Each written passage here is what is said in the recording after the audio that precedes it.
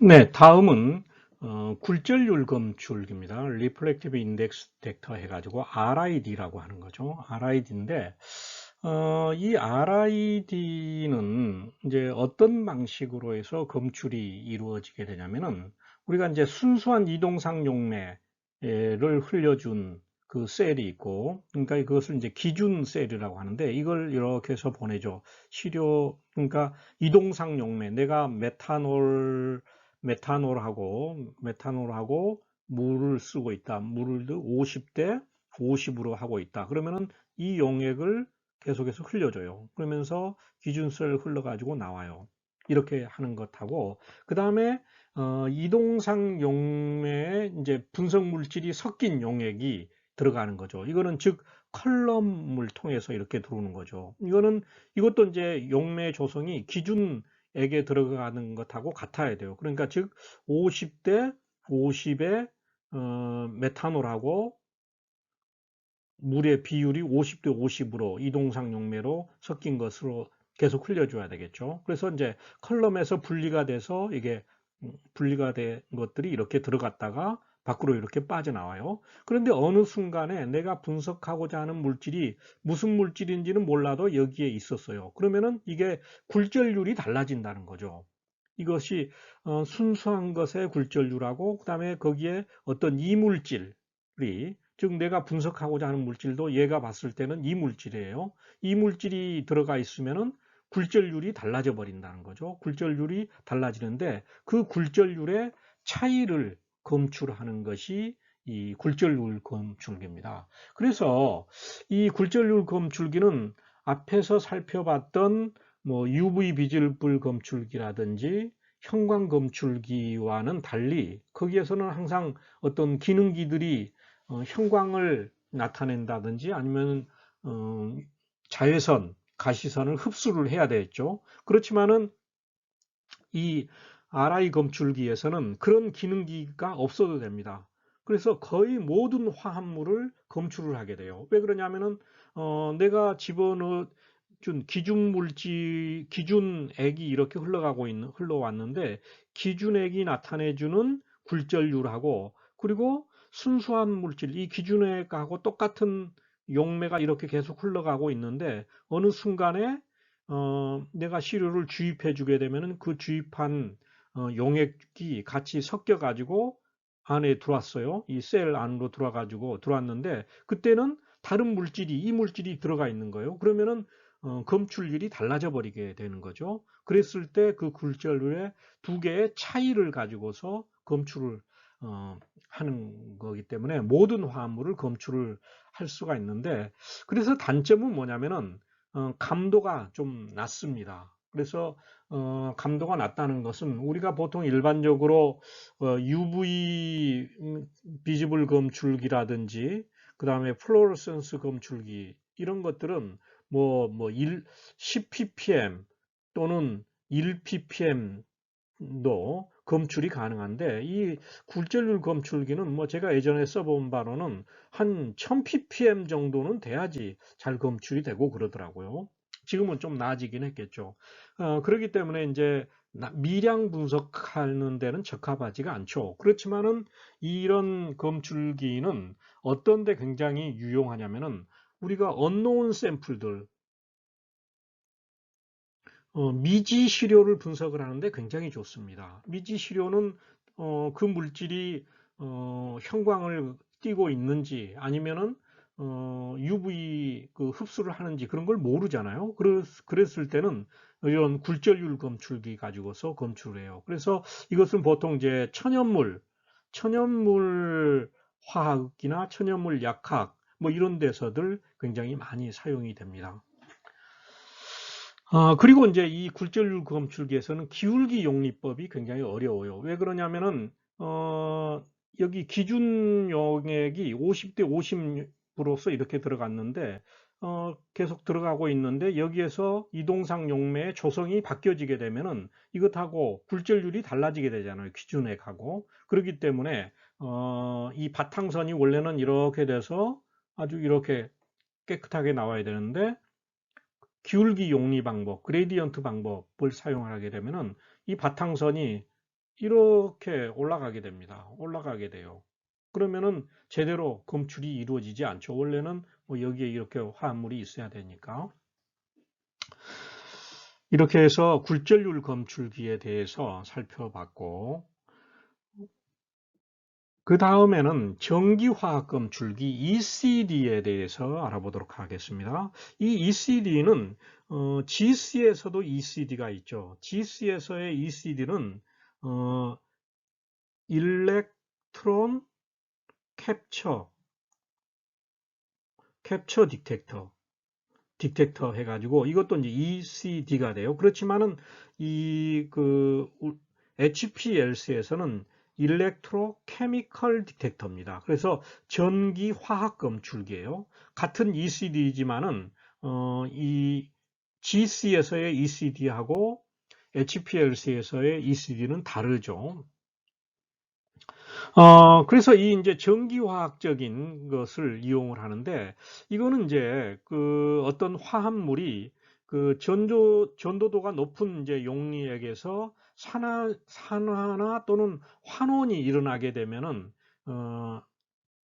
되는 그러한 물질들을 검출을 하는데 이용이 됩니다. 그래서 산화하고 환원이 이루어진다 하는 것은 전자의 이동이 이루어지는 거죠. 그렇기 때문에 이제 이 전기화학 검출기에서 검출이 되는데, 일반적으로 이제 역산 크로마토그래피 시스템, 우리가 많이 사용되는 뭐 C18 컬럼을 사용하는 그런 역산 크로마토그래피에서는 전류법을 쓰고, 그리고 이온 교환 크로마토그래피에서는 전기량법을 사용을 하게 됩니다. 그리고 이제 이 전기화학 검출기의 특징 중에 하나가 굉장히 검출 감도가 좋다, 높다 하는 거죠. 낮은 농도가 있는 것들도 검출이 가능한데, 이제 이것도 이제 어떻게 되냐면은 여기 이제 컬럼을 통해서 시료가 이렇게 들어오게 되죠. 그러면 여기에 보조 전극이 있고, 그리고 작업 전극, 워킹 일렉트로드가 있고, 기준 전극, 이렇게 이제 세 가지 전극이 있습니다. 이것에 의해서 검출이 이루어지는데,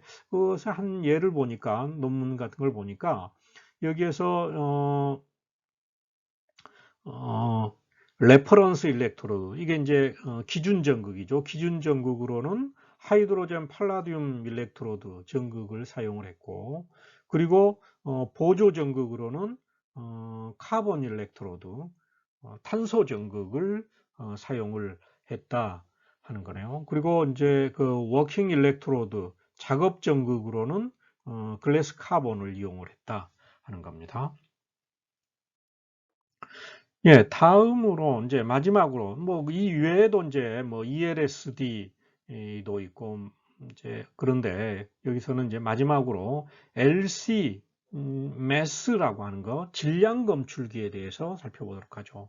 요즘 이제 하여튼 십수년 전부터는 LC 하면은 이제 매스를 굉장히 많이 사용을 하죠. 이 LC 매스가 굉장히 파워풀해 가지고 가격이 굉장히 좀 비쌉니다. 일반적인 이제 뭐 HPLC의 검출기, UV 검출기나 플로로센스 검출기 이런 것들, ECD 검출기들이 한 4, 5천만 원 정도 한다고 하면은 이 LC 매스 같은 경우는 보통 뭐 한 3, 4억 정도 하는 그러한 가격이 됩니다. 이 질량 검출기는 이제 거의 모든 화합물들을 검출을 하게 되는데, 그래서 이게 이제 LC 매스라고 하는 거는 뭐냐? 이 매스 질량 분석기가 있는데, 질량 분석기도 종류가 굉장히 많죠. 이온 아이온 소스에 따라서 EI, CI, 뭐 말디, ESI, APCI 뭐 등등이 있고요. 그리고 이제 분석관, 어넬라이저에 따라서 쿼드라플 매스, 아이온 트랩, 마그네틱 섹터 타입, 그다음에 토프, 타임 오브 플라이트, 그리고 FTICR, 또 요즘 뭐 대세인 오비트랩 이러한 분석관이 있죠. 그런데 이제 뭐 그거는 이제 매스에서 나중에 그 기회가 되면 말씀을 드리고, 이 LC에서는 LC 매스에서는 이렇게 이제 질량 분석기가 있으면은 질량 분석기 중에서 ESI하고 APCI가 가장 많이 사용이 됩니다. 이온화원. 이 매스는 뭐냐면은 분석 물질이 있으면은 분석 물질을 그대로 디텍션 하는 것이 아니고, 얘를 어떤 에너지를 가해줘 가지고 얘를 전자를 떨어져 나가게 만들어줘요. 전자가 떨어져 나가게 만들어서 이렇게 이온화를 시켜줘야만이 여기서 이제 플러스 차지인데 마이너스 차지가 되든지 플러스 차지가 되든지 이렇게 이온 상태가 돼 있어야만이 검출이 이루어집니다. 그래서 거기에 이제 이런 이온화 방식에 따라서 이 LC-MES에서는 ESI, APCI 방식을 많이 사용을 하고, 그리고 참고로 이제 여기에 LC를 통해서 시료가 이제 들어와 가지고 그 다음에 컬럼에서 분리가 됐어요. 그리고서 이온 1으로 이렇게 들어가게 됩니다. 그래서 이 LC-MES는 이제 굉장히 감도가 좋죠. 여기에 그림으로 하나를 봐봅시다. 이건 이제 어느 회사 뭐 그림을 제가 좀 따왔는데 저작권에 좀 위배가 될 수도 있겠네요. 그렇지만 좀 양해 부탁드립니다. 이건 교육용으로 사용하니까. 즉 여기입니다. 이쪽 부분까지가 LC 파트입니다. LC가 되고 이쪽 부분이 MES, 질량 분석기예요. 그러니까 즉 뭐냐면은 질량 분석기가 LC의 하나의 검출기가 된 겁니다. 검출기가 돼가지고 분석 컬럼을 통해 가지고 분석 물질이 이렇게 분리가 되면서 나오면은 여기에서 이렇게 일렉트로 스프레이라고 해가지고 이 이온화 방식에 의해 가지고 이온화가 이루어진 다음에 메스 쪽으로 들어가서 분석이 이루어집니다. 그래서 여기에서는 보니까 지금 LC 메스입니다.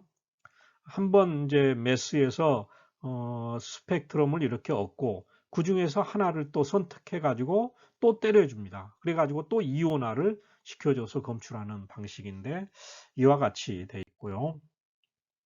그 다음에 이것을 이제 그림으로 살펴보면 이것도 이제 특정 회사의 그림인데 LC 매스인데 이쪽 부분이 LC 파트고 이쪽이 매스 파트입니다.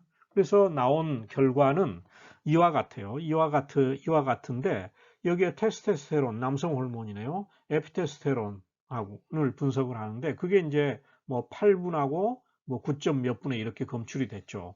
그러면은 이것도 항상 LC-MES도 다른 LC와 마찬가지로 이렇게 리텐션 타임, 머무름 시간에 의해서 물질을 정성 분석을 하고 그렇지만은 이 위치에 이게 이제 테스토스테론이 어떤 특정 조건에서 LC의 특정 조건에서 8.0분에 나왔어요. 그렇지만은 이 8.0분에 나온 물질이 테스토스테론뿐만이 아니고 다른 물질들도 또 여기에서 나올 수도 있어요. 그래서 어떻게 되냐면은 이 위치에서 나온 것의 질량 스펙트럼이 이와 같다는 거죠. 테스토스테론의 질량 스펙트럼이 이렇게 돼 있다 하는 거죠. 그런데 만약에 이 위치에 나왔다 하더라도 질량 스펙트럼을 봤어. 그런데 질량 스펙트럼이 이와 같지 않다. 그러면은 테스토스테론이 아닌 거죠. 머무름 시간은 같다 하더라도 다른 물질이 되는 거죠. 그리고 여기는 이제 에피테스테론인데 이거는 뭘 이제 제가 말씀드리려고 이렇게 했냐면은요. 이게 이제 이런 이걸 크로마토그램이라고 하죠. 크로마토그램. 이거는 이제 HPLC 매스의 크로마토그램을 인데 그리고 이제 이 밑에 있는 것들은 뭐냐? 이거는 질량 스펙트럼입니다. 이 크로마토그램의 이 피크 안에는 이런 스펙트럼이 존재하는 거예요. 즉 그거는 원래는 뭐에 의해서 이게 되냐면은 이 스펙트럼에 의해 가지고 이런 피크가 만들어지는 겁니다. 이제 그걸 말씀드리려고 한 건데 여러분들은 헷갈릴 거예요. 이 안에 이 각 피크 안에 이게 들어가 있으니까 이것에 의해 가지고 이 피크들에 의해 가지고 이 스펙트럼이 만들어졌다. 그렇게 생각할 수 있겠지만은 원래는 이 스펙트럼에 의해 가지고 이게 만들어졌다 하는 겁니다. 이렇게 해서 LC의 검출기 중에서 질량 분석 검출기를 말씀드렸습니다.